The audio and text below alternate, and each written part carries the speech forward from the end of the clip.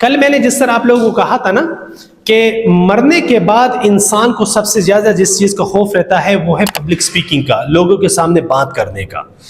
اور یہ لوگوں کے سامنے بات کرنا کیوں اتنا ڈراؤنا ہے؟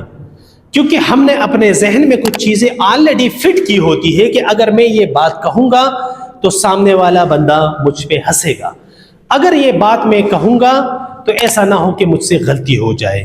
یاد رکھیں، جب آپ غلطی کرنے کے لیے تیار نہیں ہو تو آپ کبھی بھی نئے کام سے یا پھر نئی تخلیق کے ساتھ آ ہی نہیں سکتے. غلطی کرے، غلطی کو ایمبریس کر لے.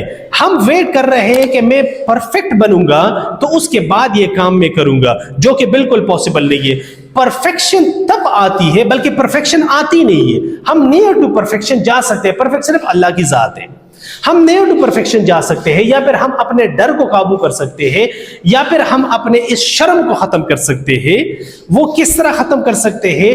جب ہم یہ روز کریں، اور کم از کم اس احساس سے ہم لوگ اپنے آپ کو بالکل بھی بیگانہ کر دے کہ بھائی غلطی ہوگی، فلاں ہنسے گا، سو وٹ، ہنسنے دے.